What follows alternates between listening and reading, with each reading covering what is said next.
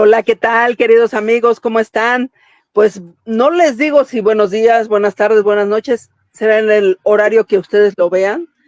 Hoy me siento especialmente contenta porque tengo un invitado, todos son especiales, pero hoy considero que es más especial porque pues es un gran amigo y sobre todo un excepcional aficionado taurino que me está haciendo el favor de estar aquí para charlar con ustedes de lo que más nos apasiona, de lo que más nos enoja, que es la fiesta de los toros, y en especial ahora porque estamos a 499 años de que se corrió por primera vez, y esto fue durante la conquista.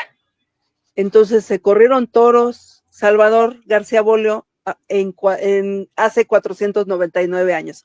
¿Cómo estás? Bien, agradecido por la invitación. Para mí es un honor, lo sabes, te lo digo, no hace falta hacerlo en público, pero que lo sepan. Te tengo un gran aprecio, te considero una gran aficionado y para mí estoy muy contento. Es un honor y espero se repita. Yo estoy dispuesto a estar en tu programa y que tus oyentes y todos no me empiecen a gritar y todo y que tengan ilusión de que regrese yo con ustedes.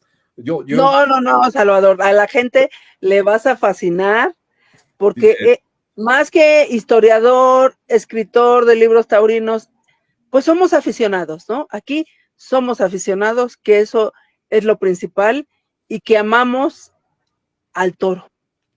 claro, eso está por encima de todo, el toro. Eso está por encima de todo. Entonces, ¿qué te parece si iniciamos? ¿Cómo se te ocurrió que el 24 de junio se conmemorara los 499 años de la tauromaquia en este territorio? Mira, desde que leí, desde que me llegó un libro taurino donde se decía que Hernán Cortés en su quinta carta de relación había dicho que el 24 de junio, dejó plasmado escrito, que el 24 de junio de 1526 se habían corrido toros, ciertos toros, dice Hernán Cortés, se corrieron ciertos toros. Me llamó la atención dos cosas. Lo antiguo, que hubiera quedado esa noticia taurina de correr toros, ese correr toros, pero también me llamó muchísimo la atención y lo subrayé, porque Hernán Cortés cita viendo correr ciertos toros. Si él viniendo de España, pues todos los españoles identificaban lo que era un toro, pero llegan a América y se topan con una serie de animales desconocidos en sus tierras y tienen que clasificar estos animales porque no tienen nombre para ellos y les lleva mucho tiempo ir dándoles y poniéndole nombre, metiéndolos al catálogo que tenían ya de animales hechos y derechos y clasificados en los libros de España. Entonces se topan con el bisonte y resulta que lo que se encuentran es justo el bisonte y por eso Hernán Cortés cita viendo correr ciertos toros. Pepe Alameda, este trabajo, esta investigación la empecé en 1980 y tantos, 1987.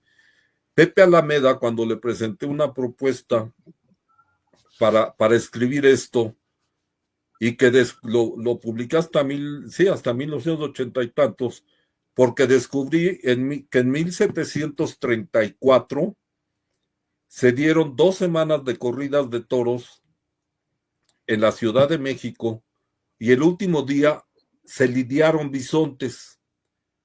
Y estos bisontes se guardaron en el castillo de Chapultepec y de ahí Sí. se llevaron a torear a la Plaza del Volador.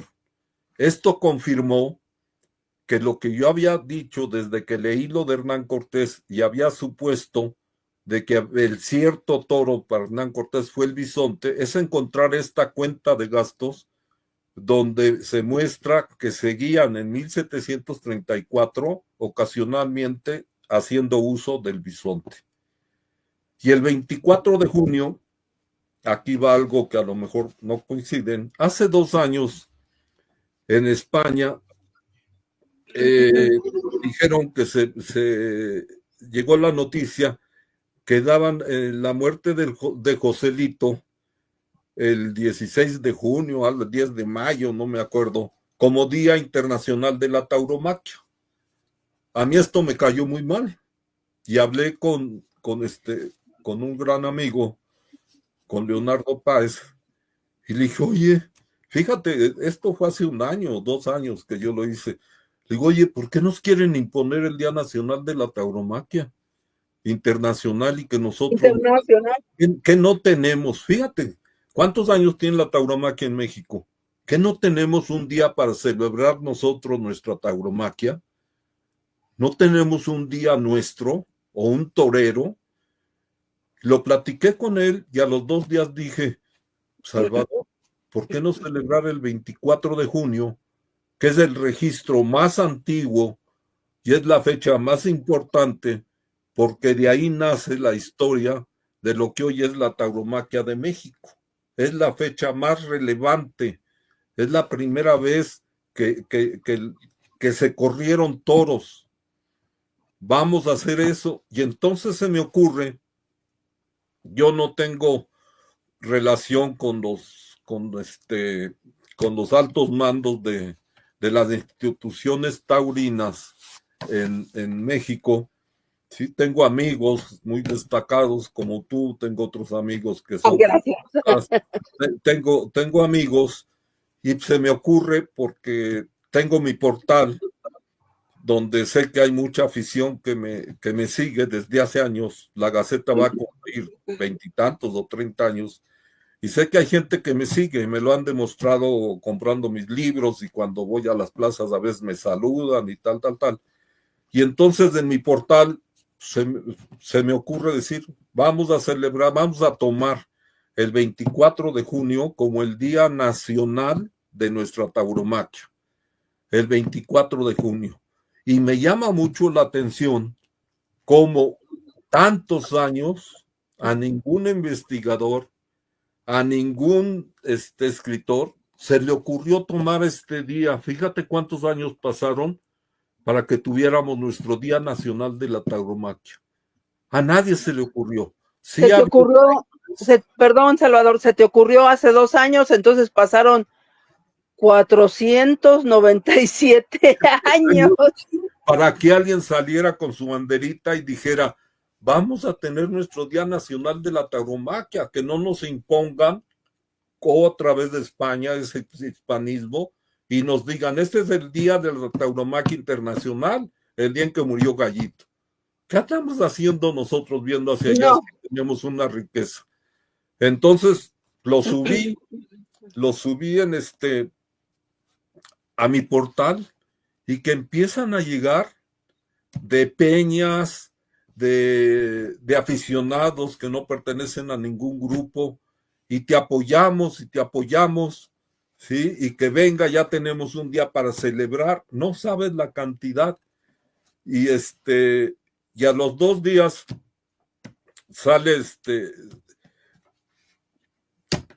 me llega una llamada donde me dicen que apoyan mi propuesta y se unen, ¿sí? Tauromaquia Mexicana, ¿sí?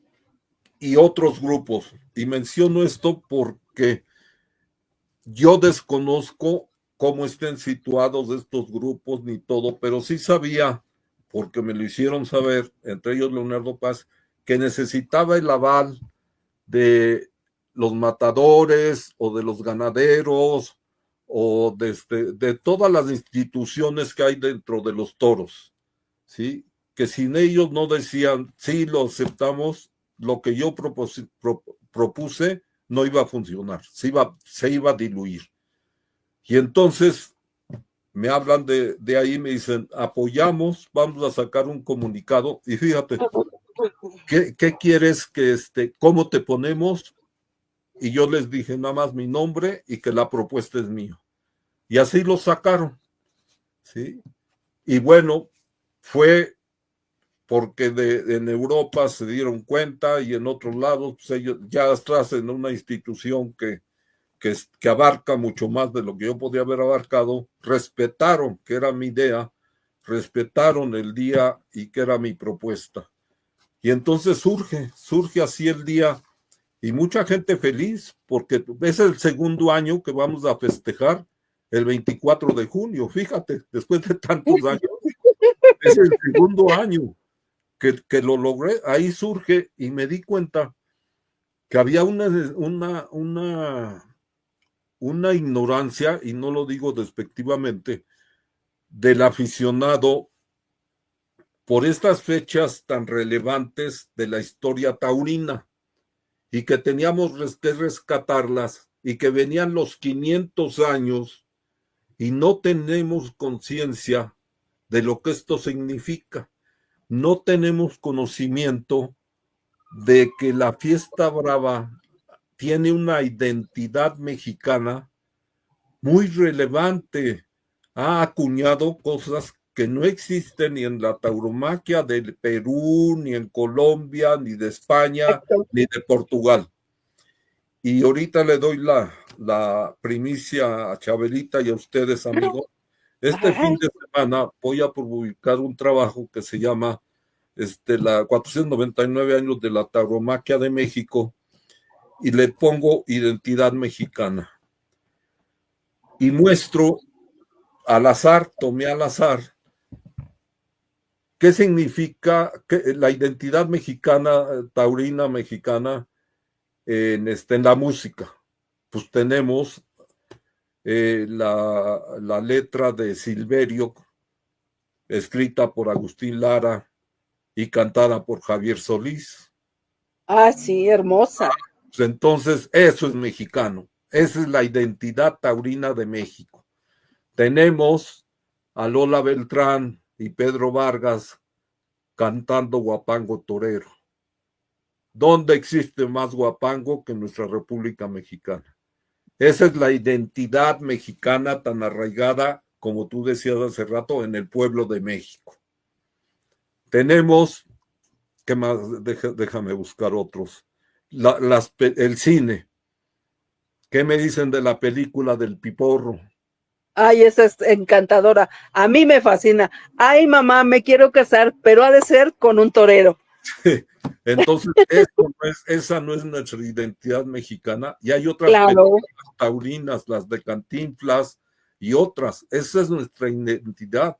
Pero a veces nos cegamos por España, ese hispanismo, y no nos damos cuenta de la riqueza taurina que ha abarcado las bellas artes en nuestro país, así ha acuñado con cincel y todo lo que nos rodea. Tenemos, déjalo, bueno, a ver, tenemos teatro, tenemos de escultura, Tenemos Peraza, claro. Humberto Peraza, Cobo, las maravillosas esculturas, y estoy tomándolas al azar. Luego tenemos en pintura, tenemos a Pancho Flores, quien como Sí. Pancho Flores, tenemos ahora a mi gran amigo, este que hizo lo que está en el museo, Sánchez de Casa. Ah, sí, Sánchez de Casa. Oye, pues esas son nuestras identidades taurinas mexicanas. Tenemos toreros, ¿sí? Y hubo una fotografía que subieron, no sé si en el grupo de amigos taurinos la subieron, donde está Guillermo Capetillo, está David Silvetti, hay otros. Y entonces esos, yo recuerdo que me dijeron, ¿por qué pones esta fotografía y no pusiste a los grandes y todo? Le digo, no, es que en esa época de esta fotografía, estos mexicanos, cada uno era distinto en su personalidad y llenaban las plazas, la Plaza México. Sí, no, y sin necesitar a un español. Sí, sí, ellos llenaban la plaza y cada uno era distinto. Actualmente la mayoría, sí, son copia, salen a dar pases solo torean dando pases, las faenas son de pases, ya no torean con la muleta, ¿sí? Ya se extinguió eso, pero Currito Rivera, que no está en la fotografía, pero hubo una Ay, sí. época de una identidad mexicana y de esta identidad que también se va a la época de oro con Garza, Silverio y con otros, de ahí surge la expresión también ya acuñada y reconocida en España por toreros que vienen a México, del toreo mexicano, del temple mexicano. Eso está acuñado. Entonces tenemos una identidad, que eso es lo que hay que celebrar en los Sí, 499 años, toda esta identidad y que sirva. exactamente, perdón, Salvador, exactamente, tenemos que celebrar todo lo que se ha desprendido de vi ciertos toros correr, ¿no? Sí, Todo ese bagaje cultural que es escultura, música, pintura, teatro, teatro, hay muchas cosas que se han desprendido de la tauromaquia. y que desgraciadamente, fíjate, este tema que estamos hablando de identidad mexicana, dime dónde tú lo habías escuchado a través de 497 años atrás. No, no. Entonces, yo siempre en mis trabajos trato, y perdón que hable de mí, de aportar algo, de aportar algo. Siempre busco lo que publico, aportar algo. Fue un consejo que me dio Pepe Alameda. Si vas a escribir, no recurras a libros y te fusiles de aquí, de allá, o tienes ideas, aporta. Si no aportas, te estás fallando a ti mismo. Entonces yo aporto, dejo atrás lo que ya hice y aporto. Entonces, esta identidad que lo voy a subir el fin de semana, ¿sí? Marca otros rubros. ¿Cuáles otros? El toreo mexicano. ¿A quién pongo yo? Para mí el mejor torero que ha tenido México, Mariano Ramos, con el toro que toreó, creo que Timbalero de Piedras Timbalero, Negras, sí. que dio una cátedra de la lidia, ¿sí? Aparte que fue un charro, Ah, sí, era de la torero. villa, charro. Sí, Yo por curiosidad, sabiendo eso, lo fui a ver 2 o 3 veces como charro. Entonces, para mí esa es nuestra identidad y verlo torear de charro también. Pero eso que hizo con Timbalero fue una clase, porque como un toro lo fue él formando, se fue haciendo de él, toreándolo por la cara, metiéndole la muleta en las costillas, y la gente que pensábamos que no iba a hacer nada, que no iba a poder con ese toro, al final él decía, espérenme, se hizo de él y dio una faena. Esa es nuestra identidad, Mariano Ramos. Hay un libro que escribieron porque me dijeron que no había, ¿por qué no había puesto a Manolo Martínez como torero, como no. identidad? Y hay un libro de Jiménez Cantú, que escribió la biografía de Manolo Martínez, y en un párrafo Manolo Martínez le dice a Jiménez Cantú, porque Jiménez Cantú le pregunta, ¿qué opinas de Mariano Ramos? Y él dice, para mí Mariano Ramos, si sale un toro y Mariano Ramos, ¿cómo es? Que hay toros que salen y que toreros que no pueden con ellos, y Mariano Ramos le podía a todos los toros. Todos. Sí, además era un torero tan exquisito que jamás tuvo una cornada. Sí. Entonces tenemos mucha identidad para celebrar, pero hay que escarbarle y ojalá otros compañeros de los medios y todo hagan eco a esto que voy a subir, que hoy me dijeron también, porque di un adelanto, a ti te acabo de mandar las Y fotos. claro, Es una forma didáctica, no es para leer, es para que vean las fotografías, el título que le pongo a cada fotografía, y que despierte eso, y que a lo mejor sí lo saben, pero no le dan la dimensión que debemos de celebrar estos 49 años, y que esto didáctico que voy a presentar sea como la guía para prepararnos para los 500 años. que es Ya, el año que entra.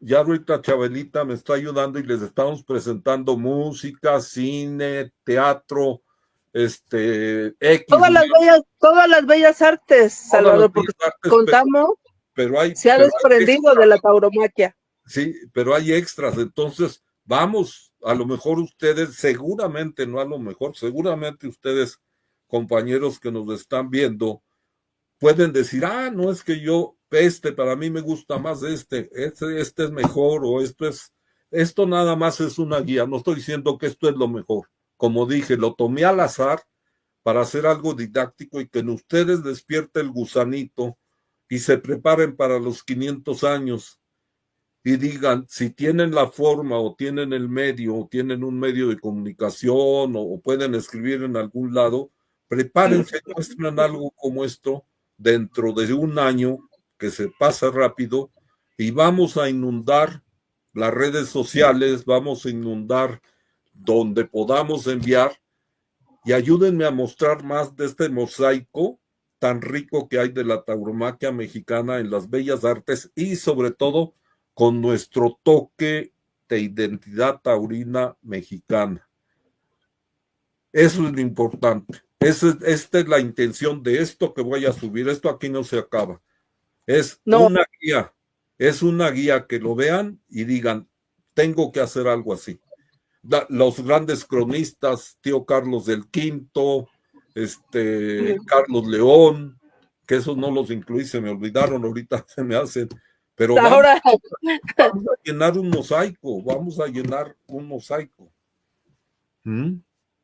Sí, con esos grandes cronistas. Sí. No, pues eso es lo que busco con esto. Si gustas, pasamos algo de historia.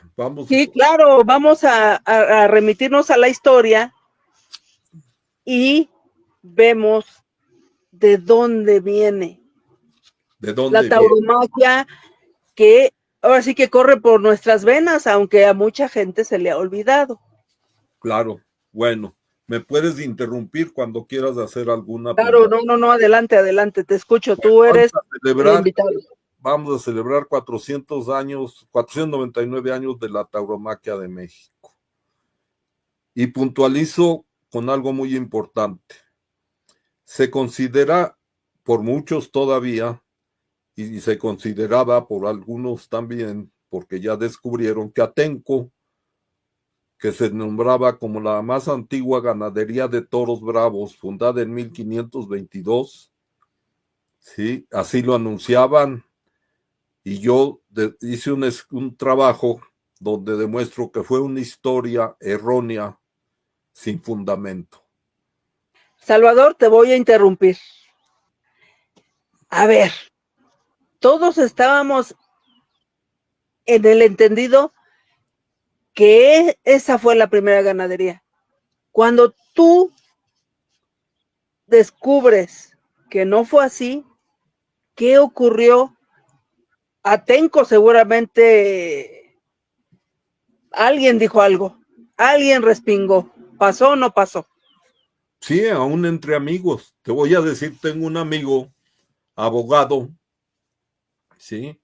Que es muy taurino, viaja muy frecuentemente a España a ver corridas de toros, tiene la facilidad, ¿sí? Y es muy entendido, tiene una biblioteca buena, ¿sí? Y se lo mandé, le mandé lo que publiqué y me dice, Salvador, me quitaste mi Disneylandia.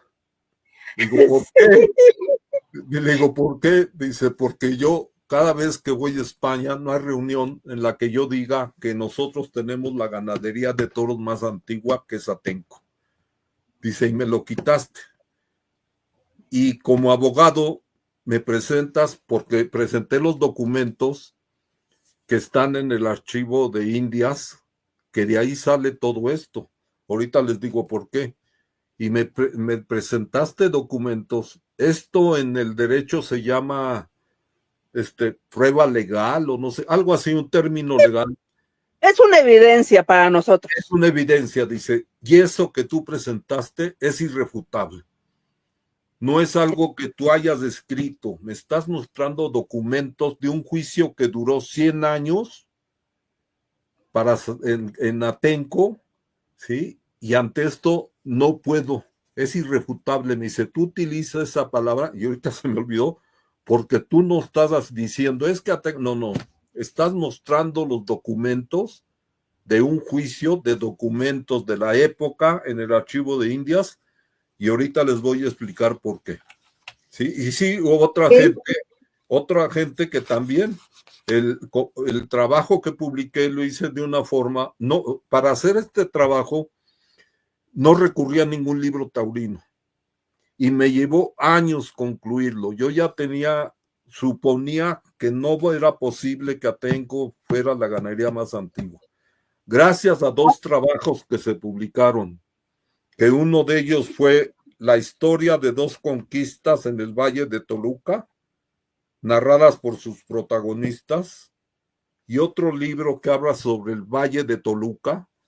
Son dos tomos de una arqueóloga francesa que vivió años en el Valle de Toluca, en monasterios, en pueblos, en todo, para escribir toda la historia del Valle de Toluca, y que necesariamente tuvo que hablar del ganado que llega en la conquista al Valle de Toluca. ¿Sí? Claro. Y vienen más datos. Yo no me basé en historiadores taurinos, no toqué nada de eso. Me fui a buscar a gente de estudiosos de las tradiciones o del Valle de Toluca, que es muy rico y tiene una historia. Pues ahí llegó Hernán Cortés y ahí empieza a poblarse, ahí empieza a surgir la ganadería, pero al decir ganadería no es ganadería de toros, ahí empieza a crecer la ganadería de México, ahí se empiezan a acercar las extensiones de terreno para que los animales no se coman los sembradíos de los indios. Tiene una riqueza muy rica el Valle de Toluca.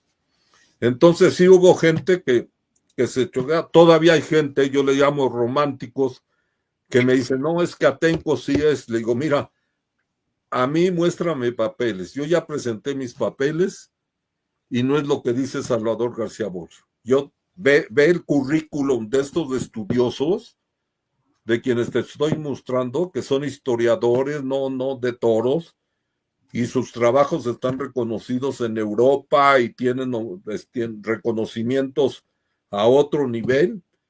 Y tú demuéstrame algo como de este nivel y que me diga que Atenco sí existe. Entonces, continúo. No, antes de que continúes. Y entonces Atenco, ¿en qué lugar queda? ¿Cuándo se creó? Hasta mediados del siglo XIX, 1800, empieza. 1800. Pasan 300 años de ¿Cuántos años? Casi 300 años, un poco más de 300 años, que aparecen todos los libros taurinos, que Atenco la más, y que Atenco la más antigua, que Atenco la más antigua, y no. Ahorita les explico. A ver, el 13 de agosto de 1521 cayó Tenochtitlán. Sí. Termina la conquista del Imperio Azteca.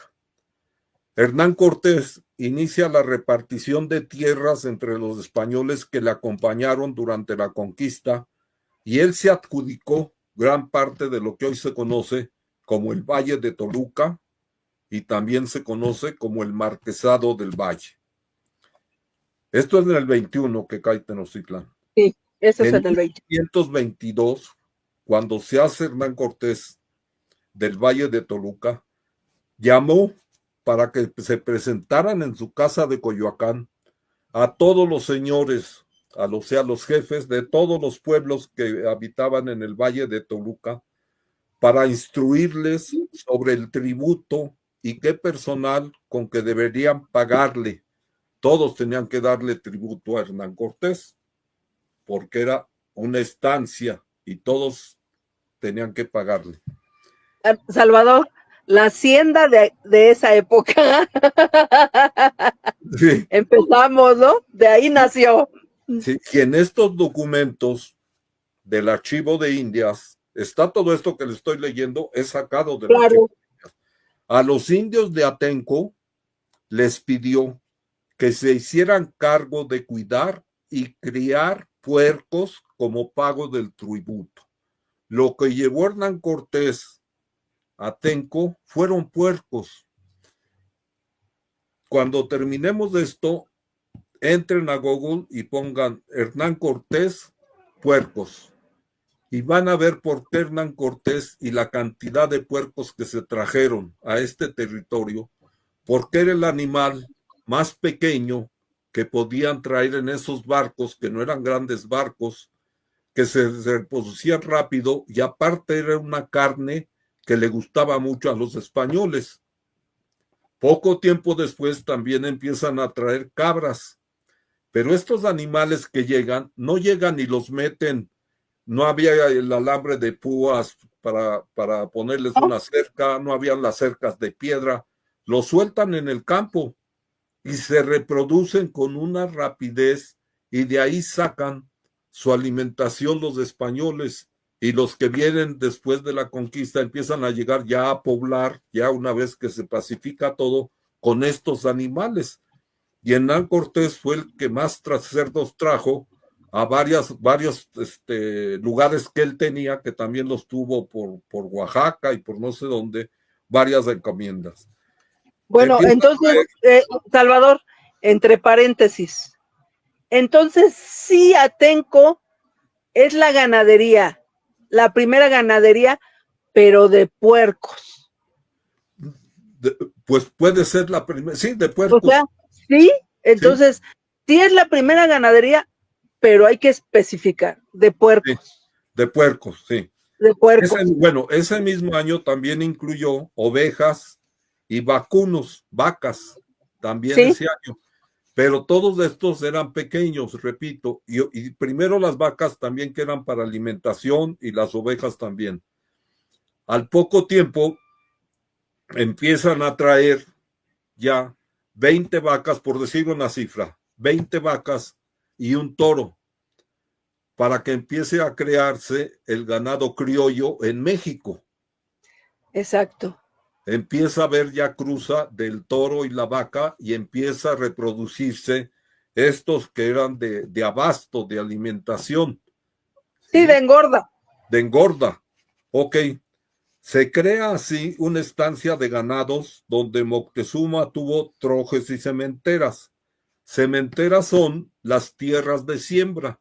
Escoge el terreno más rico, Hernán Cortés, para él, que es donde están las trojes, que es donde se guardaba lo sembrado, y las cementeras, las tierras para siembra. Y con este ganado se funda en 1522 Atenco, como hacienda de puercos, ovejas y vacas.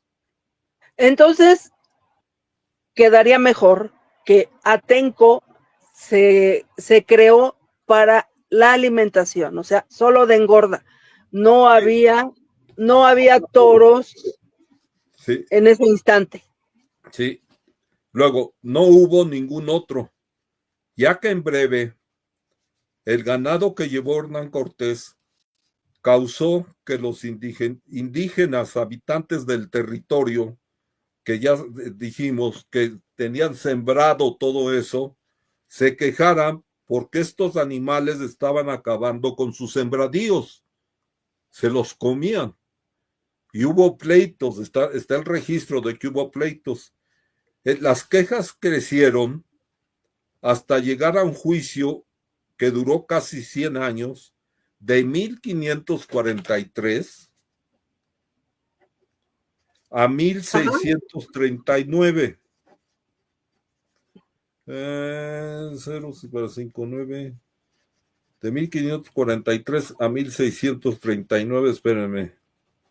Sí, no, con calma, Salvador. Tú.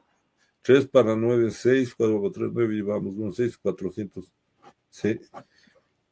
Bueno, para que la estancia de ganado menor, porque era ganado menor, si hubiera habido toros, sería ganado mayor.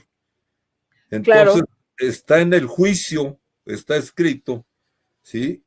Que levantan un juicio todos estos habitantes para que la estancia de ganado menor, propiedad del marqués, se saliera de Atenco.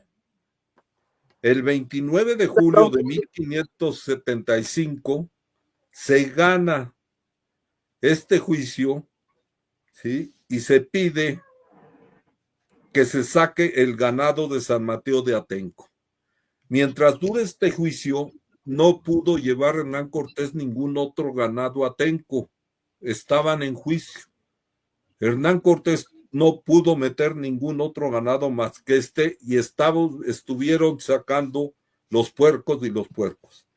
El 8 de octubre de 1639, el Consejo de Indias dio 2 fallos definitivos porque Hernán Cortés apelaba y mandaba cartas al rey y a las autoridades de México diciendo, no, pues que déjenme. Y en eso se hacía medio tonto y seguía teniendo, pero finalmente el Consejo de Indias dio 2 fallos definitivos e inapelables a favor de Atenco y pidió la ejecución inmediata de las sentencias y que no hubiera ningún ganado en Atenco.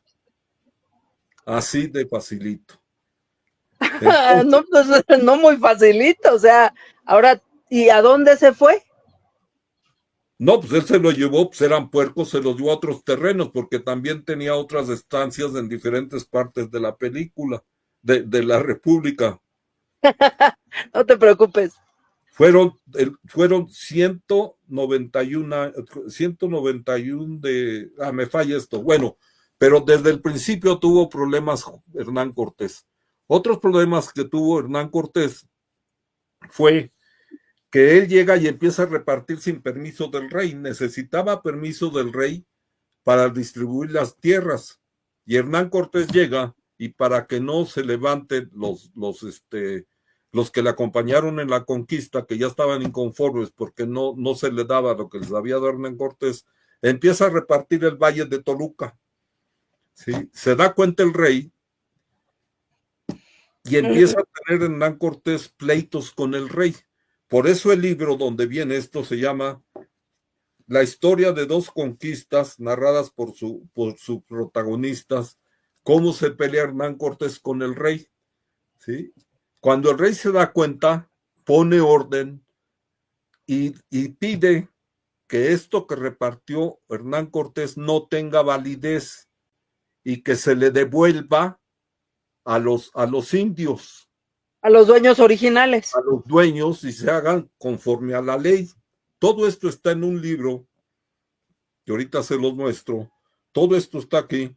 Y entonces todos estos problemas que empieza a tener Hernán Cortés con el rey, porque el rey manda la línea a las autoridades en ese tiempo que existían y le dicen duro con él, porque se da cuenta que Hernán Cortés está aprovechando de todo. Por eso Hernán Cortés tiene que hacer viajes de España para pedir perdón y para decir que y todo esto. ¿Sí? Entonces, todos estos problemas de Hernán Cortés impide que haya ganaderías. Vamos a bueno, voy a aprovechar. Claro, claro. Vamos a usar tantito, cuando voy a tocar a España, que no me gusta, pero tantito. ¿A partir de qué siglo se empiezan a clasificar las castas fundacionales en España? Del siglo XVII, creo, XVIII. Es cuando empiezan ya a catalogarse. ¿Cómo es posible que cuando no existía el tema de ganaderías de Bravo o de toros de Lidia y empiezan a clasificarse en España en 1700 o 1800, se diga que en España en 1522 ya teníamos toros bravos, si esto no existía ni siquiera en España? No, pues no. Así Exacto. tan obvio, así tan claro es, pero yo siempre digo y tengo amigos investigadores taurinos que no se van a ofender, y habrá otros que sí se ofendan, pero no es lo que yo digo, está en los papeles y es tan obvio como esto. ¿Por qué insisten en que la ganadería más antigua, si no estaba clasificadas como tales, sí estaban ganaderías en España, no ganaderías, perdón, había regiones en España que tenían toros, cada región, y algunas empiezan, ¿sí?, a sobresalir porque sus toros acometían más, eran más bravos, pero era una bravura natural, no una bravura de toro de lidia. Entonces empiezan a escoger estos toros que de Navarra o de Salamanca o de otros lugares y empiezan a tener renombre en España para ser lidiados en tantos festejos taurinos. Y en algún momento en España dicen, vamos a empezar a clasificar a estos toros bravos para hacerlos ganado de lidia. Y de esos toros, pero hasta ese tiempo, es cuando ya se pueden traer a México, que empieza a ser a mediados del siglo XIX, que los ganaderos empiezan a traer de esos toros ya como toros de lidia, ¿sí? Sí. Los empiezan a traer a México y los cruzan los ganaderos con el ganado toro, el ganado bravo natural de México, que es el criollo, y hacen cruzas del ganado que traen con los que estos ganaderos ya tenían en México, pero era ganado criollo. Ahí, a mediados del siglo XIX, empieza el nacimiento de la ganadería brava mexicana. Anterior a eso, todo lo que se lidiaron, porque hay muchas constancias de corridas de toros en México en el siglo XVI, XVII, XVIII y XIX, muchísimas, ¿sí? Fue con ganado criollo. ¿Sí? Bueno, continúo. Y adelante, Salvador. Sí. Pero ahora, ¿cuándo empieza a llegar Bueno, esta fue la introducción de Atenco. Ahora vamos a ver. Vamos a hablar de nuestra tauromaquia ahorita, que antes fue correr toros. Nuestra tauromaquia es una tradición multicentenaria que nace con raíces entrelazadas a la propia historia e identidad. Su antecedente más antiguo se remonta a 1526 y se encuentra en la quinta carta de relación que escribió Hernán Cortés a Carlos V con fecha 3 de septiembre de 1526 y en la que cita: otro día que fue de San Juan, 24 de junio, como despaché este mensajero, llegó otro estando corriendo ciertos toros y en regocijo de cañas y otras fiestas. Eran otras costumbres que hacían ellos en sus fiestas. Corriendo toros, sí. Nuestra tauromaquia surge de una costumbre española, la que practicaron y nos heredaron. Surge esta tradición antes de las apariciones guadalupanas, 1531, y antes de que fuera establecido el primer virreinato de la Nueva España, 1535. Imagínense, anterior a todo esto de la guadalupana y el virreinato, ya se corrían toros, ya teníamos el antecedente más antiguo del correr toros y de lo que es hoy nuestra tauromaquia. Imagínense qué riqueza, no debe, a mí de veras me da gusto y se me enchina el cuerpo decir, es anterior a todo. Sí. Es anterior a todo. Al surgimiento de la historia de México, va casi paralela, pues con la conquista empiezan a repartir y es anterior a las apariciones guadalupanas que se dan en 1531 y al establecimiento del primer virreinato en 1535. Así de profundas son nuestras raíces de la tauromaquia en su historia e identidad. A su llegada, los españoles en algún momento ponen en práctica la arraigada costumbre española que practicaban el correr toros. Lo hacen con un animal natural propio de estas tierras, el bisonte, que años después sería clasificado como toro mexicano. Cuando se empiezan a darle nombre a los animales que descubren en nuestro territorio, al paso del tiempo se le empieza a llamar cierto toro y con el tiempo en los diccionarios más antiguos se le nombra ya como toro mexicano. Durante un tiempo existió ese toro mexicano porque era similar al toro español, encorvado, con cuernos, y aparece en varios diccionarios. Yo tengo aquí diccionarios de 1800, en internet está el diccionario de autoridades, que es a partir de 1700, y aparece el término toro mexicano, ¿sí? Que está paralelo al toro criollo. Entonces se dan festejos a veces con el toro criollo natural, ¿sí? Y el toro mexicano, que es el bisonte. Actualmente, después del tiempo, se dan cuenta que es similar al bisonte que tienen allá y se le clasifica también ya como bisonte. Pero existió, en la historia de México, tenemos cada vez que vemos algo o alguna fecha, tenemos que irnos al contexto de que esto sucede. Claro. Tenemos que ver para entender por qué en un diccionario aparece el toro mexicano y es el bisonte. Pues porque así se clasificó y están los documentos antiguos que lo prueban. De ahí. Salvador, perdón. Y como se parecían en el tamaño y demás, pues por eso se empezaron a hacer esas cruzas, ¿no? Los famosos empadres. Sí. Y se usaron de todo, sí. De ahí que el antecedente más antiguo de correr toros que aparece en la quinta carta cite viendo correr ciertos toros 24 de junio de 1526.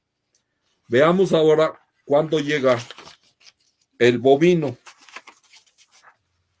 ¿Sí? Déjenme que aquí ya me perdí. Bueno, pues en 1526 llega, en 1521, ¿sí? Coinciden algunos historiadores, se realizan dos desembarcos fíjense, en 1521, cuando cae Tenochtitlán, se realizan dos desembarcos por parte de Gregorio de Villalobos en dos sitios distintos.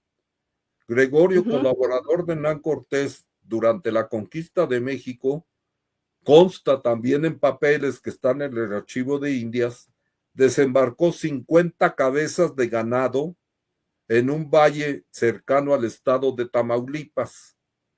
Él fue el que trajo las primeras cabezas de ganado bovino, que fueron vacas, a nuestro territorio. En 1521 empiezan a traerse el ganado bovino, pero son solo vacas, porque lo traían como alimento. Todavía no estaban en plena guerra, 1521. ¿Sí? Este ganado fue de abasto, se trajeron vacas pequeñas y poco a poco se incluía algún macho para acrecentar el ganado criollo que se esparció libremente por las llanuras, por los montes, y allí anduvo. Empiezan a surgir las primitivas carnicerías, las que suministraban las carnes que acostumbraba el español y que para tenerlas dentro de las carnicerías tenían que salir a buscar estos ganados que estaban en el monte y tenían que irlos a cazar. Los españoles, fieles a sus costumbres, empiezan desde el primer día que llegan a celebrar los santos, y cuando ya hay cartas a España, las autoridades se dan cuenta que nació un infante, que se murió, era de fiestas, no que se murió, que celebraban la paz de tal guerra, o cualquier festividad, decían, tienes que celebrarlo en la Nueva España. Entonces, para hacer corridas de toros, como ya había en el campo tanto toro, le pedían a los carniceros que salieran al monte porque necesitaban 50 toros para los festejos que iban a hacer por San Hipólito, por San Juan o por otro santo. Porque antes no se lidiaban nada más 5 o 7 toros. Se lidiaban, hay litografías de la época que nos muestran, y encontré un libro de 1500 que también está en el libro que yo publiqué y que está en PDF y que van a poder descargar. Al final les digo cómo hacerlo. Láminas de cómo eran esos festejos, cómo eran esos, ¿sí? En 1500, en los años 1500. Entonces, estos carniceros fueron los primeros veedores de toros bravos, pero bravos naturales. La braveza es porque acometían. Porque como taurino uno dice bravo y dicen, ay, toro de Lidia. No. Era el toro criollo que estaba por ahí, le decían, tráete 50 que acometan y te los compramos. Bueno, pues esos eran los que iban, veían y apartaban para los festejos taurinos que se realizaban. Por ejemplo, 3 ejemplos. En 1529, el Ayuntamiento de la Ciudad de México ordenó que se corrieran toros el 13 de agosto. ¿Qué dice el acta de cabildo del 11 de agosto? Dice, el Ayuntamiento de la Ciudad de México ordenó que el 13 de agosto, que los dichos señores ordenaron y mandaron que de aquí en adelante, todos los años, por honra de la fiesta del señor San Hipólito, en cuyo día se ganó esta ciudad, o sea, ese día cayó Tenochtitlán, y se corran 7 toros, y que de ellos se maten 2 y se den por amor de Dios a los monaterios y hospitales. Esto es en el acta de cabildo del 11 de agosto. Luego, el 27 de agosto, dicen que se corran toros en el Día de los Santos Reyes, y el propio cabildo acordó que el 6 de enero de 1530 se festejara solemnemente esta fecha con juego de cañas y toros. Esto significa que ya había bastantes toros, lo suficientes para estar celebrando fiestas y fiestas y fiestas con toros. Oye, Salvador, te voy a interrumpir. Pon ahí tu dedito en el renglón que te quedaste. Ya.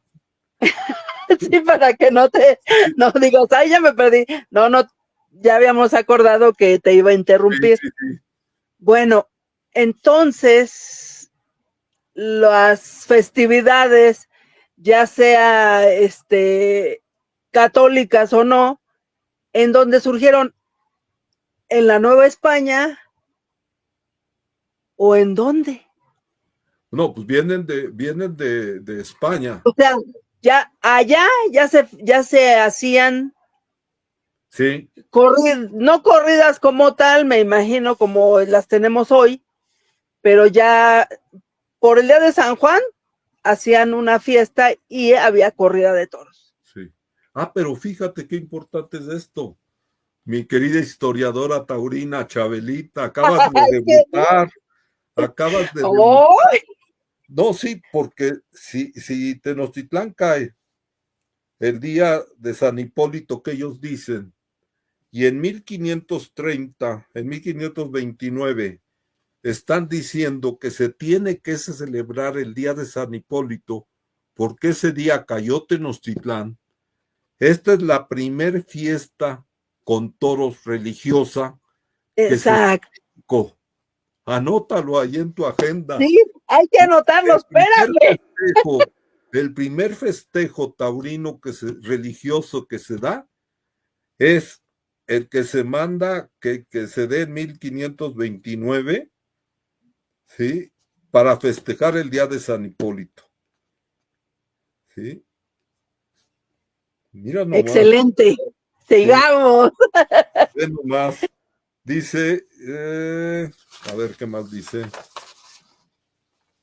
Ok, mira, y sí, aquí adelante dice, el 6 de enero de 1530, sí se efectuaron las fiestas que el ayuntamiento había ordenado se hicieran para conmemorar la paz de Cambrai. ¿Sí? El acta del lunes, esto ya estamos hablando de otra fecha, ya nos dejamos la tuya. ¿Sí? Este día, esto fue porque se hizo la paz con Cambrai y también festejan todo lo que festejan en España, se ordenaba que se celebrara aquí, aunque fuera pues, lo que tardaba en llegar la carta, la redactaban y luego aquí decían, pues hay que hacer y ordenarlo. ¿Sí? Este día se mandó librar a los trompetas 6 pesos de oro porque sirvieron a la ciudad de su oficio en la fiesta el Día de los Reyes que se hicieron por las paces de Castilla y Francia. ¿Sí? Ajá. En mayo, para conmemorar el nacimiento del infante Fernando, hubo variados regocijos. Se indica que ya era costumbre clavarles garrochas a los toros. El inicio de la puya, lo mejor. Sí, porque, a ver, o sea, se corrían, no era una corrida porque corrían. No es como lo hacemos actualmente. No era, ahorita les muestro algunas litografías. Era la guamantlada o la pamplonada, cualquiera de las dos. Sí. Y entonces siguen los festejos corriéndose toros con este ganado criollo. ¿Cuándo surge? No, Ok, entonces empiezan a hacer ganaderías y de estas Sí. ganaderías que no había de ganado bravo, Si no algunos era ganado ganaderos, menor, ganado, digámosle como se consideró, ganado sí, menor. pero había, acuérdate, había toros en el valle. Sí, Algunos, pero no estaban, algunos pero no ganaderos, estaban cercados. no, pero ya empieza a Le- verla cerca a tiempo, ya estamos 100 años después, o 150 ya empiezan a estar cercados, pero había también los bravos, y empiezan a claro. cercar porque hay una orden del virrey, también por el siglo XVI, que ordena que empiecen a acercarse porque están acabando con los sembradíos. Sí. Algunos de estos ganaderos de ganado menor o de ganado se dan cuenta del negocio de las carnicerías y ellos empiezan a capturar este ganado criollo también para vender, porque está la demanda para hacer festejos, porque empiezan los españoles que el cumpleaños de mi esposa, pues tráete 20 toros. Ya no solo era para festejos obligados del gobierno, no. Ahora cualquier festejo que se hacía lo hacían en su rancho, entre comillas, o donde tenían su casa en la Ciudad de México y mandaban a traer toros. Y entonces estos ganaderos también empiezan a ponerle nombre a sus estancias, a sus ganaderías. A lo mejor la de la Laguna, la Roncha, X. Y Sí, sí. empiezan a aparecer en escritos de estos siglos posteriores ya a la caída de Tenochtitlán, ganaderías, relatos en los diarios, porque hubo gente que fue a la conquista, escribió diarios y luego se publicaron y se pueden conseguir. En los diarios empieza a aparecer que se trajeron toros de la goleta y que se lidiaron 27, que se corrieron 27 toros o se lidiaron, ¿sí? 27 toros. Y ahorita les voy a explicar lo del término de lidiar. Entonces, estos empiezan también ya a hacer negocio. Y de estos ganaderos, aquí les voy a hablar porque encontré una entrevista que le hacen al dueño de Piedras Negras en el siglo XIX, Mm, muy importante. Esta es una entrevista que le hacen y lo que él explica. Es la historia de cómo se funda Piedras Negras. En el año de 1888, con motivo de la muerte de Juan Romero Saleri, acaecida al saltar con la garrocha a un toro de la Trampa, no sé si todavía exista esta ganadería de la Trampa, en la plaza, fíjate que no creo, pero tú síguele, yo la busco. ¿sí? El dueño de esta vacada se apenó mucho porque tanto la prensa como la mayoría de los aficionados culpó a la poca nobleza de estos toros del fatal accidente, no habiendo motivo para ello, pues aunque estos toros es cierto que carecían de algo de tipo y algo de nobleza, ¿sí? Fueron el causante de la desgracia fue un toro pájaro de cuenta, o sea, un toro muy bravo. Recordemos que era criollo. Sí. Esta fue motivada por irreflexión del infortunado Saleri. O sea que se creyó muy salsa y bolas. Lo mata. Sí. Disgustado, disgustado como dije arriba, el dueño de esta vacada decidió deshacerse del ganado bravo. Nuevamente recalco, es el ganado bravo criollo que tenía en la finca, a cuyo efecto los toros y vacas bravos o que pasaban por tales se los cambió a José María González Muñoz y a don José María González Pavón, quienes se los dividieron por mitad. Uno de ellos fue el fundador de Piedras Negras y el otro de Tepeyagualco, pero estamos hablando solo de Piedras Negras. Sí. Se los dividieron por la mitad. La operación fue la siguiente.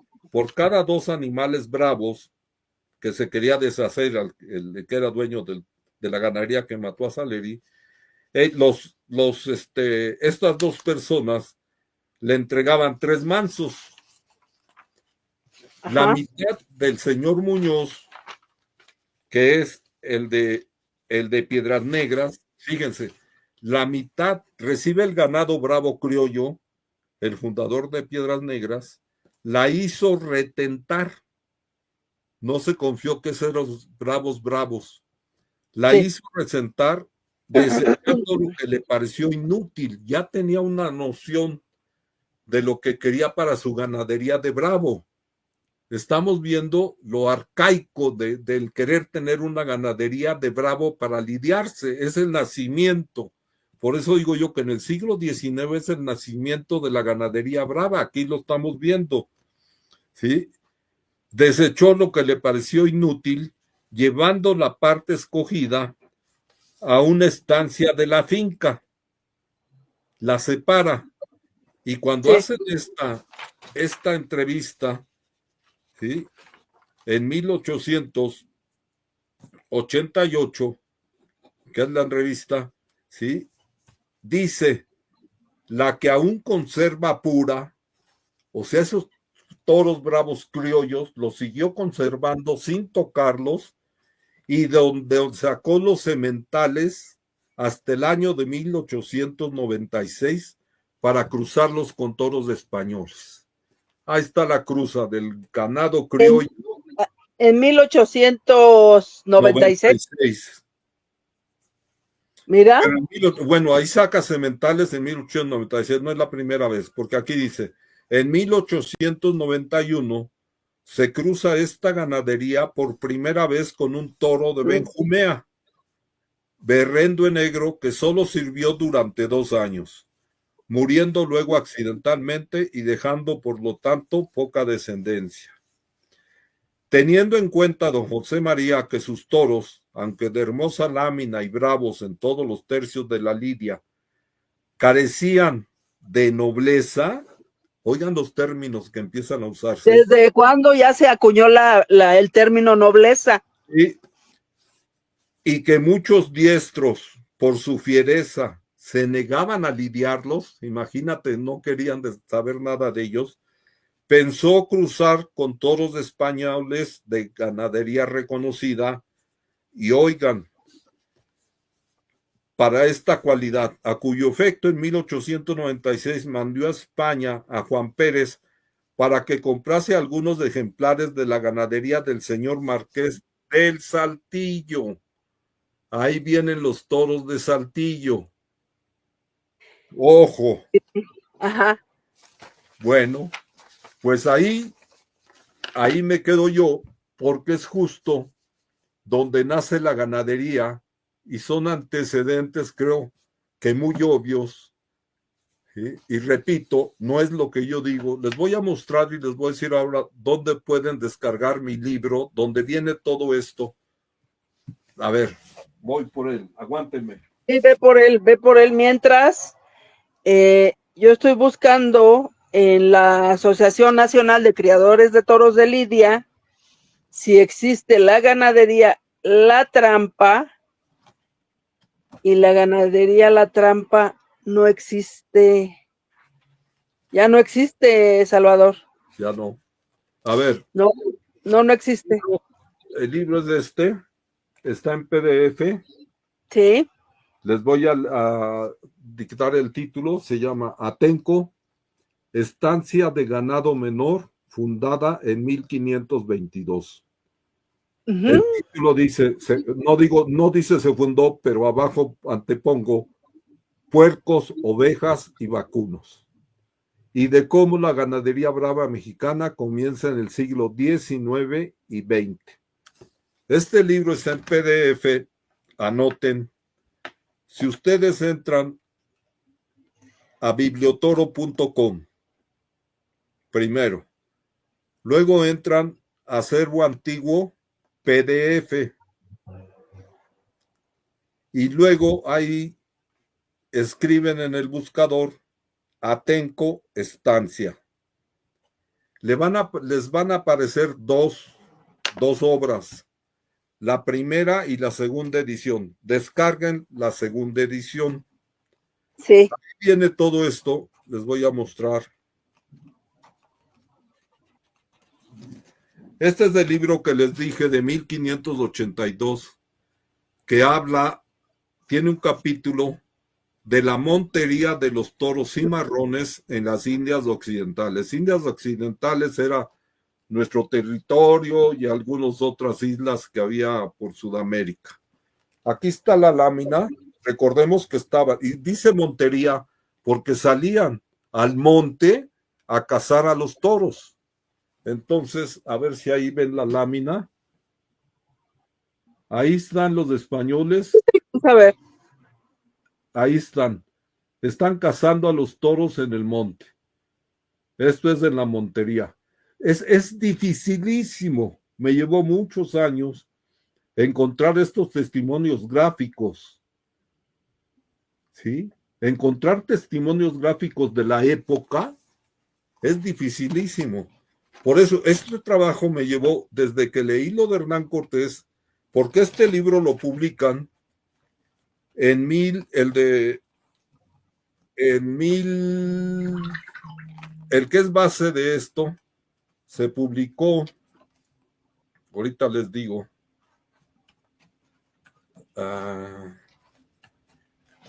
se publicó en Universidad como tal. Bueno, se publicó hace pocos años. Sí. El de Historia de dos Conquistas, del Valle de Toluca. Este libro se publicó hace 2 o 3 años. Y aquí viene todo lo del juicio. De ahí saqué todo. Por eso pude concluir esta investigación que empecé en los años 80. Me llevó más de 30 años concluir esta investigación. Porque ahí encontré esto. ¿Sí? Y entonces de ahí vienen todo. Aquí está reseñado todo lo que les he dicho, pero mucho más sobre todo lo del Valle de Toluca. Sí, más extenso, ¿no? O sea, todos los documentos del tú juicio. Solamente sacaste el extracto de lo que compete a la tauromaquia. Y luego, estos son 2 tomos que la francesa Nadine Bellingham, una antropóloga francesa, hizo sobre el Valle de Toluca, entre lagunas y volcanes. Ay, mira. Pasó años estudiando el Valle de Toluca y en este libro, en el tomo 1, viene un capítulo sobre los toros, sobre el ganado, cómo llega ahí. Y ahí habla también de lo que llevó Hernán Cortés y todo. Entonces son estudios de gente muy culta, interesadas y que nos aportan esto. Claro. Entonces, ahora, ayer, bueno, este programa es grabado, creo que no se los dije en un principio, pero es grabado, sobre todo por los compromisos de Salvador. No lo quiero molestar tan noche, porque ya ven que aquí somos nocheros. Y ayer comentaba con Enrique que teníamos que desmitificar ese concepto de que la tauromaquia es culta. Y ahora, antes de entrar a la grabación, ya acordamos que todo esto de la cultura se desprende de la tauromaquia. Claro. Crecen juntos, sin embargo, la tauromaquia es del pueblo y para el pueblo, porque se corrieron para divertimento de un pueblo. Mira, tú conoces el Centro Cultural. Sí, claro, hermoso. Y es más, además, Salvador, invita a la gente, por favor. Sí, ahorita los invito. Tenemos en el museo, hay obra de Picasso, de Dalí, de muchos artistas de diferentes, bueno, no de muchos, pero de varios artistas de varias épocas, desde el siglo XVI. Tenemos láminas desde el siglo XVI, cómo se corrieron toros en Italia y en otros países. Todo esto que está ahí impreso surge porque de este correr toros, que ese era el título con que se conocía esa tradición, hasta el tiempo actual de tauromaquia, es lo que ha inspirado de esta tradición, de lo que surge en el ruedo, sirve para haber inspirado artistas de todos los países, de varias religiones, de varios pensamientos, que sirvió para que haya esta riqueza testimonial, gráfica, ¿sí? O musical o en escultura, como quieran, en todos los países. Ustedes entren en Google y busquen en Alemania, algo así, y hay artistas alemanes que han pintado, han hecho obras como Willy Heiger. Entonces sí, la tauromaquia como tal o como correr toros siempre ha dejado testimonios, siempre ha dejado testimonio. Entonces, todo esto que surge, que inspira, como esto, pensemos en Goya, en Dalí, en Claro. Peraza, en todos, ¿qué tiene de mágico esto cuando está bien realizado, cuando está bien hecho, para inspirar a estos sabios, a estos grandes maestros de la cultura, grandes maestros del arte universal, ¿sí? Que los inspiraron a crear estas obras estupendas, como Dalí, su tauromaquia surrealista, la visión de Carmen, como Goya, su tauromaquia y otras cosas que hizo también taurinas, como Pancho Flores, como Ruano Llopis, Sí. como Picasso, toda la cerámica de Picasso que hay en el Centro Cultural, más de 40 cerámicas de diferentes formas de técnicas. Entonces, hay una riqueza, hay un mundo Sí, hermoso, cultural. cuántos pasos dobles, cuánta música taurina no hay, cuánto de todo en el mundo, ya no hablemos nada más de lo de México, que está, que está ahí, es latente, con eso no van a poder acabar los antitaurinos. Eso va a No, por seguir, supuesto que no. eso va a seguir. Entonces, sí, cultura, déjame, aguántame. Salvador, nada más les voy a comentar a la amable audiencia que aquí en el añadido subí unas fotos del Centro Cultural Tres Marías, Sí. de todo lo que hay. Digo, no subí todo, pero hay algún esbozo de toda la riqueza cultural que se encierra en Tres Marías. Y bueno, también quiero que le comentes a nuestra audiencia acerca de ese códice que a mí me maravilló. Ajá. Bueno, pues esto es ese códice ese que le muestras es un fragmento de un códice de una fecha de 1733 de un festejo que se dio en Tlatelolco porque se estrenó el retablo que hay ahí de la iglesia. Sí, Sí. es el testimonio gráfico más antiguo que es de un festejo taurino. ¿Sí? Y hay otros en Hidalgo. Sonia Cristina me mandó que en una iglesia también hay otros testimonios también de toros y seguramente en otras iglesias puede haber una vez que las raspen y todo testimonios, pero ese es hermoso, ese es hermoso. Sí, es un códice extraordinario que ustedes pueden visitar en Morelia. Esto está en Morelia. Y es el acceso al museo, al Centro Cultural Tres Marías, pues es gratuito, continúa gratuito, ¿verdad, Salvador? Es gratuito. Continúa gratuito, nada más que desafortunadamente no les podemos decir ni los días ni los horarios porque también se ocupa para conferencias y otras cuestiones, y Tiene, entonces tienen que llamar para averiguar. Eso es lo único que no veo correcto, pero en cuanto entren se les va a olvidar ese detallito. les voy a mostrar algo, a ver si se ve. A ver, sí, adelante, Salvador. Ay. Bueno, a ver, me dicen. Esta es la reproducción del códice. Aquí está. A ver. Ahí se ve el español. Ay, sí se ve, sí, claro, se ve. Ay, está hermoso, Salvador. Un poquito hacia arriba, Salvador. ¿Hacia arriba? Terésalo y hacia arriba. Que ya salió. Ok, mejor. Un poquito más arriba. Déjame Un poquito. sacar. No. Ya. Aguanta. Sí, sí, sí. Exclusivo para ustedes. A ver, ahí está.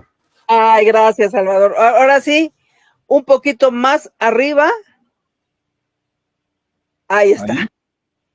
Un poquito más porque sabes que vemos los de a caballo, vemos al de a caballo y ahora sí, ahí trae como simulando una puya. Sí. Y muletas o capotes también. Hay un herido ahí ya. Y un herido. Juego. Esta es una copia.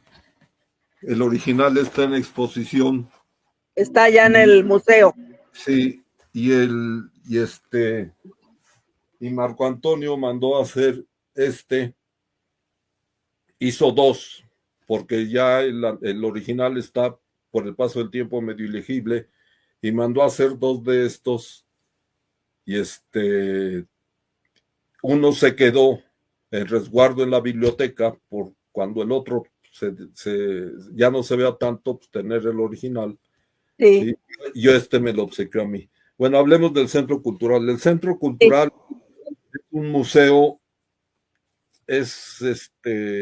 bueno, el Centro Cultural es justo un centro cultural que tiene un museo taurino en el cual hay más de 1000 obras expuestas, entre ellas todo es original, está la tauromaquia de Goya, cosas de Dalí, más de 40 cerámicas de Picasso, está de Anguiano, de mexicanos también, hay 3 salas de Llopis, y este centro cultural tiene la biblioteca más grande del mundo, con poco más de 16,000 libros impresos de toros taurinos, que van desde el siglo XVI hasta lo actualmente, que era hace 5 años que falleció mi amigo y se suspendió toda actividad de compra y de acrecentar. La biblioteca tiene un portal que es bibliotoro.com, ahí pueden ver el catálogo de todo lo que hay en la biblioteca. Y los invito a conocerlo. Se llama Centro Cultural y de Convenciones Tres Marías. Si entran a internet, ahí pueden ver el teléfono, porque como bien dijo Chabelita, a veces este recinto se usa para eventos privados, entonces se cierra, no importa que sea entre semanas, sábado o lo que sea. Sí, no importa. Bueno, que tienen que hablar y es gratuito, les dan un recorrido, está en Tres Marías y es cosa de hablar. Antes de ir les recomiendo hablen, porque a veces también por mantenimiento del museo, del centro cultural puede estar cerrado, pero no hay nada igual, no hay nada igual en el mundo. No, es un... Miren, oye, Salvador, sin ánimo de presunción, que hemos conocido los mejores museos del mundo y que entre ellos está el de antropología, ustedes van al Centro Cultural y de Convenciones Tres Marías, sobre todo, si son aficionados, se van a ir a desmayar. Y si no lo son, se van a maravillar por todas las obras. Sí, mira, hay gente que... hay un botero a la entrada de la biblioteca Salvador García Bolio, porque la biblioteca lleva tu nombre. Sí. Yo cuando daba los recorridos ahí, iba gente mayor a veces o gente joven, que cuando empezaban a ver lo taurino, hacían muecas. Entonces yo les decía, a ver, levanten las manos los que son antitaurinos. Y levantaban la mano. Y yo les decía, sí, ustedes vinieron aquí con engaño, porque no dice Museo Taurino ni nada. Exacto. ¿Sí? Pero ya están adentro, entonces olvídense de lo taurino, porque van a tener la oportunidad aquí en México y van a disfrutar 40 cerámicas de Picasso. Seguro estoy que alguna de ellas les va a encantar por la técnica. Sí, claro. Van a disfrutar de las láminas de Goya, los trazos de Goya, la técnica de Goya. Van a No solo disfrutar de la obra de grandes artistas, y eso estoy seguro, del mueble vargueño, con escenas taurinas de marfil. Digo, tiene que haber algo que les guste. No olvídense lo taurino, vayan y disfruten de la madera, de las cosas, de los lienzos y todo, y les va a gustar, y les va a gustar. Y sí, salían, regresaban y algunos decían, maravilloso, me encantó, descubrí, yo no sabía que Picasso había hecho también de toros y que tuviera tanta cerámica, yo pensé que nada más era pintor, lo mismo de Goya, que no sabían que había pintado de toros, pero qué bonito y tal, tal, tal, y algunos decían, sí, me encantó, me abrió un nuevo panorama, no de toros, sino de la obra de estos grandes artistas que ustedes a los morelianos nos traen aquí a Morelia y que ya es nuestra, pero no regresaría. Le digo, pues es que esto no es obligatorio. No, no regresarían, es un sacrilegio, perdón, a lo mejor van a decir que exagero, pero para la gente que tenga oportunidad de viajar, ¿cuánto cobran en el Museo del Prado? Sí. O sea, por Dios. Y aquí lo tienen, sí, claro, hay que desplazarse a Morelia, pero está más cerca Morelia que España. Sí. No, y hay muchas cosas, de veras. Y hay muchas cosas que valen la pena. De verdad, Morelia todo lo que está allí. Bueno, Salvador, no hemos hablado de la construcción de ese museo. ¿Quién lo diseñó? Porque tiene un diseño especial. Mira, pues fue idea de Marco hacer el museo. Mi amigo Sí, no, sí, claro. fue el propietario, de él se le ocurrió hacer un museo taurino. La intención de este museo fue dejar testimonio de lo que la tauromaquia había inspirado. Esa fue la verdad de eso. Traer, él dijo, mira, las corridas de toros se van a acabar, pero yo quiero dejar testimonio de lo que inspiraron, lo que hablaba claro. yo. Entonces, ahí hay testimonio lo que estas corridas inspiraron a través de todo esto que ya dije yo. Y nos dimos a la tarea para formar la biblioteca, que yo conocí a Marco en 1985, para formar la biblioteca y el museo. Marco Antonio me invitó a que yo le hiciera el proyecto de la biblioteca. Me dijo, Salvador, quiero tener una buena biblioteca, quiero que sea la más ordenada, creo que tenga todas estas cosas, me acompañas. Yo no trabajé para él, lo hice por amistad. Claro. Y que me invitaran a un proyecto como ese, de momento dije sí, y con el tiempo me sentí orgulloso. Y ahora que los veo ya ahí como están, digo, oh, nos volamos la barba. Pasaron los años y un día me habla y me dice, Salvador, quiero hacer un museo. ¿Te ayudas? ¿Me haces un proyecto no tanto estructural del edificio? Bueno, en parte el edificio sí, porque nos fuimos a recorrer para la biblioteca, recorrimos bibliotecas a ver cómo iba a ser mi biblioteca, como la quería. Él también fue a ver íbamos a otros lugares para ver la arquitectura y que él de ahí sacara ideas como quería. Pues iba a ser suyo, él lo iba a pagar, pues él claro. quería su museo. Y entonces me dice, ayúdame, ¿qué proyecto tienes para el museo? ¿Qué ponemos? Y él tenía en una casa en Santa María, tenía ya una colección de cosas taurinas, una gran colección. Y yo en mis inicios, yo en estos que les platiqué, no se lo platiqué a Chabelita, yo ya había ido a Estados Unidos muy tempranamente cuando descubrí lo taurino, a subastas, a comprar libros taurinos, y ahí me di cuenta que también vendían obra de Picasso, obra de otros grandes artistas. Entonces, cuando regreso a México y con el paso de los años que Marco me invita a esto, yo ya tengo una noción de lo que se puede comprar de grandes maestros. Y conociendo a Marco Antonio, que le gustaba hacer las cosas bien y muy buenas, me invitó y me dijo, a ver, qué vamos a meter, qué vamos a formar al museo. Y de ahí yo le presenté un proyecto que él me dijo adelante, y eso llevó a esto. Estuvimos sorprendidos todo el tiempo de simples aficionados a las corridas de toros, empezar primero a formar la biblioteca, con lo que aprendimos muchísimo, y luego formar el museo. Nunca, nunca, nunca en nuestros mejores sueños pensábamos haber logrado esto. Hubo momentos, y todavía después de tanto tiempo que ya estaba concluido el museo, hasta antes de la pandemia y todo esto, antes de la pandemia, que a veces entrábamos, nos estacionábamos y veíamos de frente el museo y luego entrábamos, nos maravillábamos, nos volteábamos de asombro, decíamos, ¿cómo hicimos esto? No, sí, porque te repito, ninguno de nosotros estudió museografía, fue por la pasión de ambos hacia la fiesta brava, hacia los libros, que eso nos fue dando bases para ir buscando el acervo, si no estaría lleno de cháchara, entre comillas, taurina. No, sí, no, y al contrario, tiene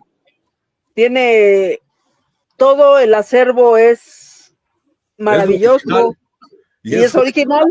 Y hay que decirlo, exacto, hay que decirlo. De entrada, te recibe un botero. Sí. Nada más. Nada más.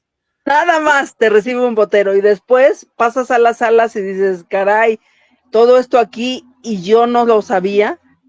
Sí, sí. Entonces, pues siempre nos maravillamos de lo que logramos.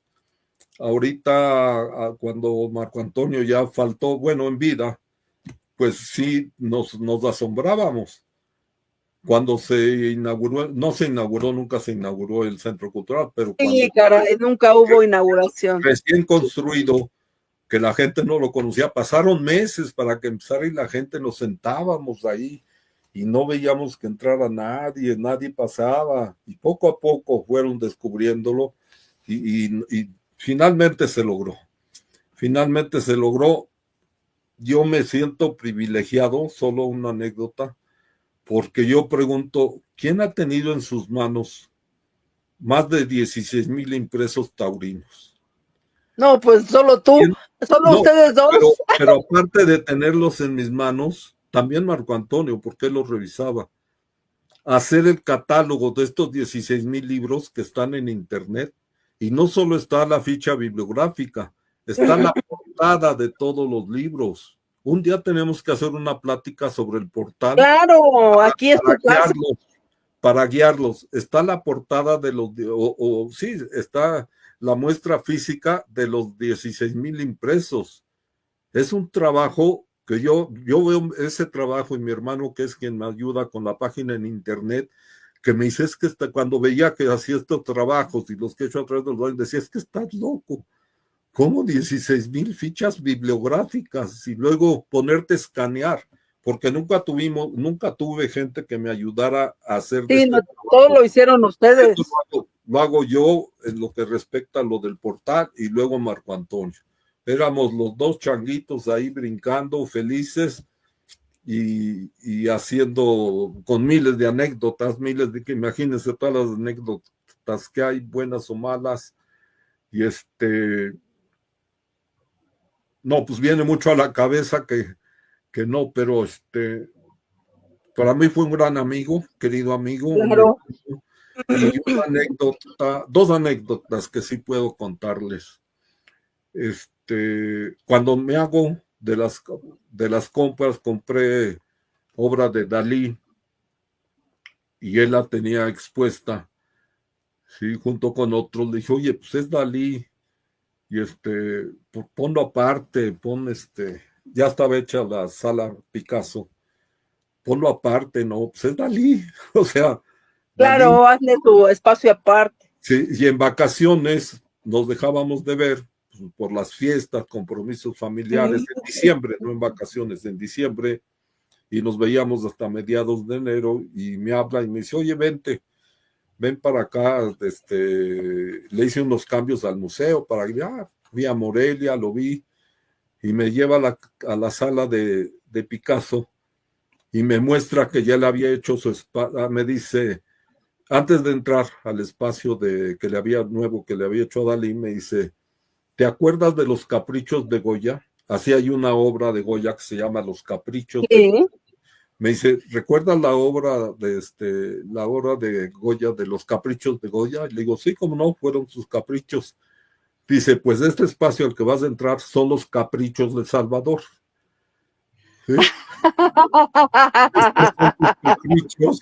¿Sí? Y siempre me bromeaba, me decía, pues entra a este es tu caprichito. Y es una sala preciosa que está pegada junto a la de Picasso, y estar en esas dos salas con el tamaño de artistas y la belleza que tienen Picasso, y entrar a la sala de Dalí es de otro mundo. Pero sobre todo como taurino, ver que es obra taurina, dice uno, Bueno, esto es de otro mundo. Y luego claro, claro, es otro mundo. sí, y luego con la biblioteca, se hace la biblioteca, ya fuimos a ver cómo quería el que fuera, todo como quería que el pasillo de la primera planta fuera de cristal, como la Vasconcelos, en algunos lados, vea, ya estaba. Y me dice, vamos a poner, van a traer los libreros. Necesito que vengas para que escojas, te voy a tener varias muestras para que tú digas qué libreros ponemos en la biblioteca. Entonces ya llego a Morelia y me dice, pero tiene que ser a la voz de ya para comprarlos y empezar a llenar la biblioteca. Entonces volteo y había de H. Steel y no sé qué, de madera y de metal y todo. Y la estaba viendo y le digo, ¿sabes qué? No me gusta nada de esto, Marco. No, no me llena de esto. Me dice, mira, pues te quedas 2 o 3 días, pero no te vas de aquí hasta que me digas porque esto tiene que Hasta que avanzar. quede. Vámonos a comer. Sí, a veces muchos viajes quise a su casa, yo ya estaba jubilado, me invitaba, yo llevaba ropa para 2 días y me quedaba una semana o 10. Así era de que te quedas y me quedaba. Nada más avisaba en casa y me quedé y me quedaba. Bueno, pues nos vamos a comer. Llegamos a su casa y me dice, te voy a mostrar un libro. Vamos a mi biblioteca que tenía él en su casa, una biblioteca de su casa. Sí, toda de caoba, muy bonita, abre la puerta. Y me quedo yo le digo, oye, Marco, ¿y la biblioteca, si la hacemos así igualita a la que tienes en tu casa? Todo caoba, la madera ancha, igualita. Me dice, ¿así la quieres? Esto lo comento porque son de miles de detalles, miles de detalles. No, es que Salvador, desde que entramos al centro cultural, hay detalle tras detalle. Sí, pero también, ¿cómo te diré? Detalles que tuvo para mí como persona, como esto, mi capricho de lo de Dalí, la biblioteca que le dije, quiero así de madera, y volteó y me dijo, ¿así la quieres? Le digo, pues sí. Y me dijo, así va a ser. Le habló a su secretaria y le dijo, ¿quién hizo la biblioteca de mi casa? Mándelo al museo. Llegó el señor y le dijo, Marco, tal como hiciste la biblioteca de mi casa, claro, con esta forma y todo, así Claro, que. con las dimensiones diferentes. Me acuerdo, el carpintero le dijo, pues obvio, oiga, pero si es para algo público, para una biblioteca aquí del museo, doctor, porque estimaban mucho a Marco, le dijeron, doctor, ¿para Sí. qué le gasta la caoba? ¿Para qué tan gruesa? Podemos poner pino, y solo alguien que conozca mucho de madera se va a dar cuenta si es de pino o es de caoba.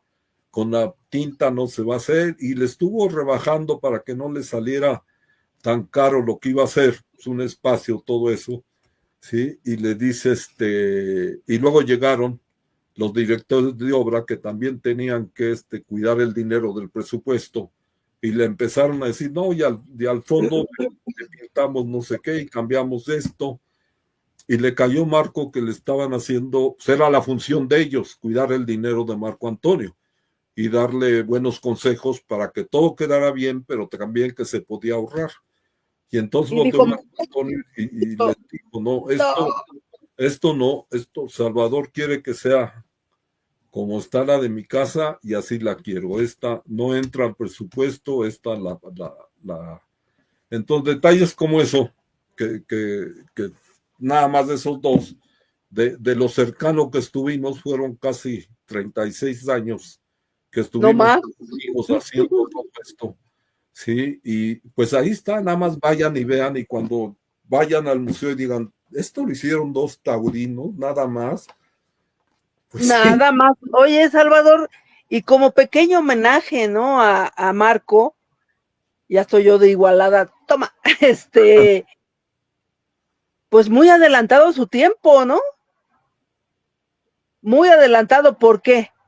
Porque como él antes, bueno, siempre ha estado amenazada la tauromaquia, siempre.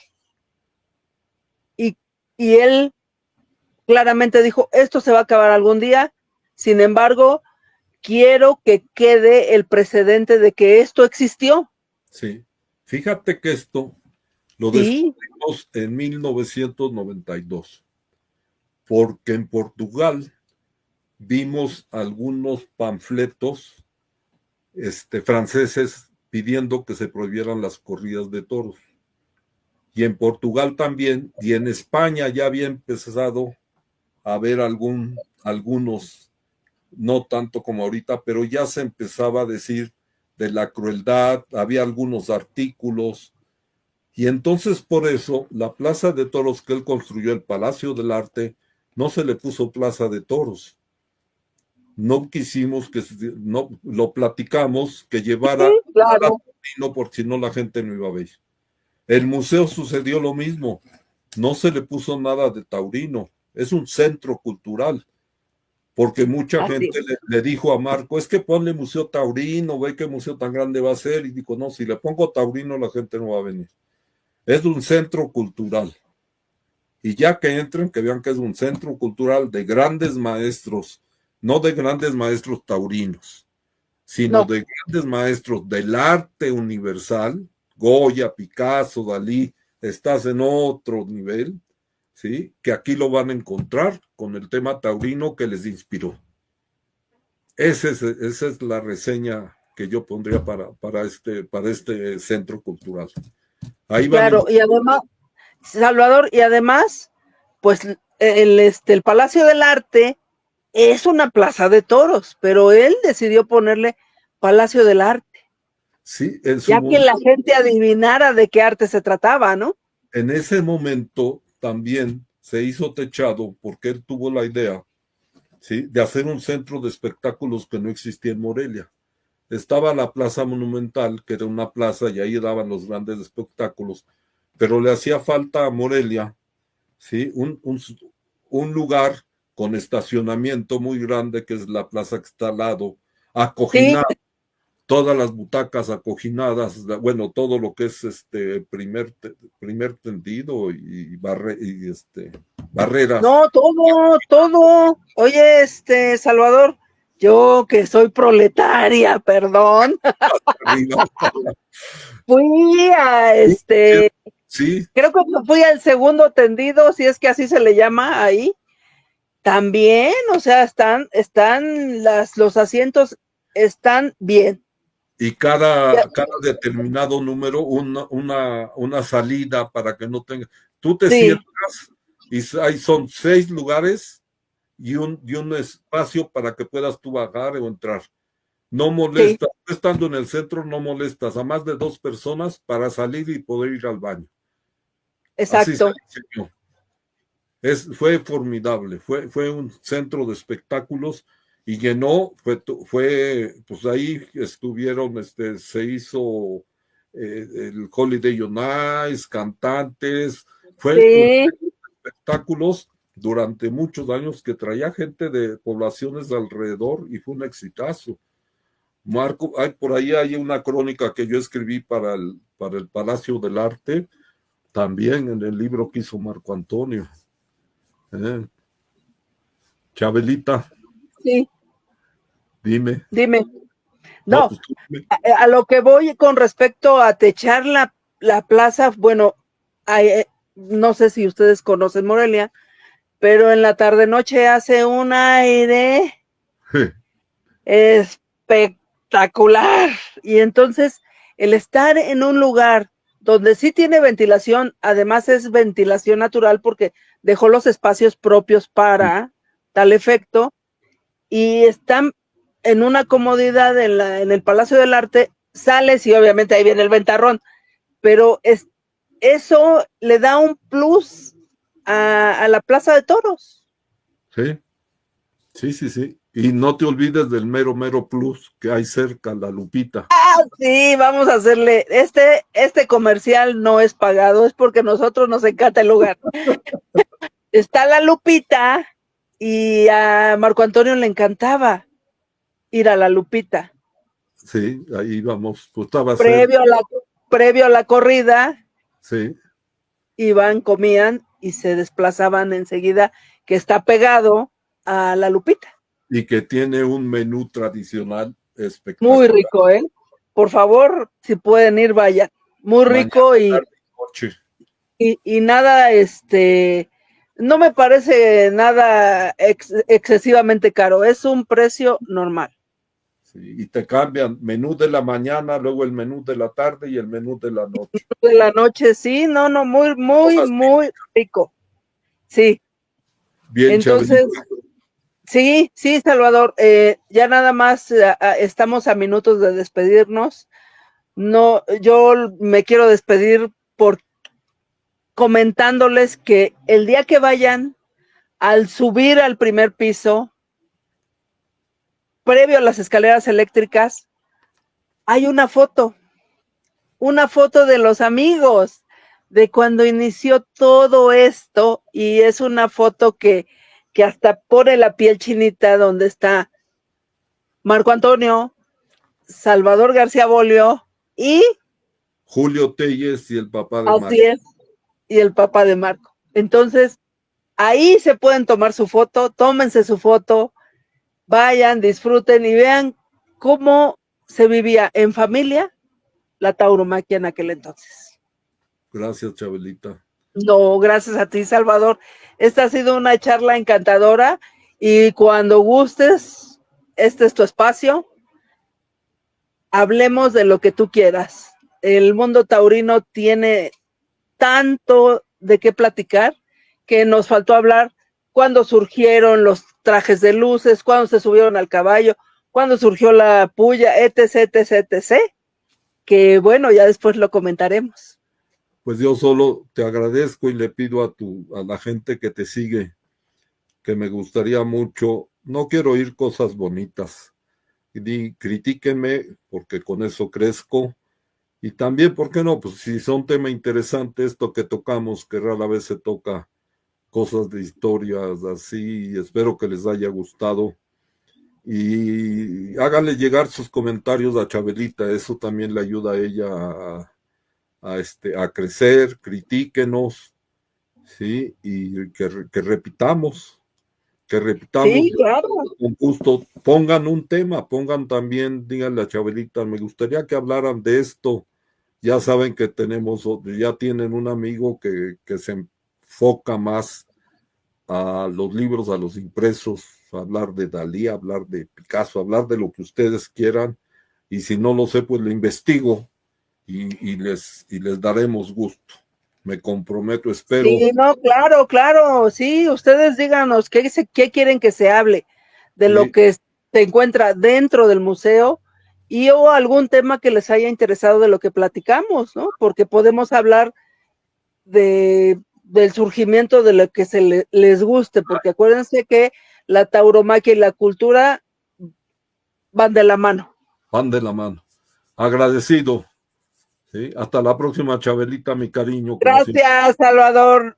Hasta de luego. Verdad, lo agradezco. Queridos amigos, Salvador García Bolio, cuando ustedes gusten, él vuelve a estar aquí.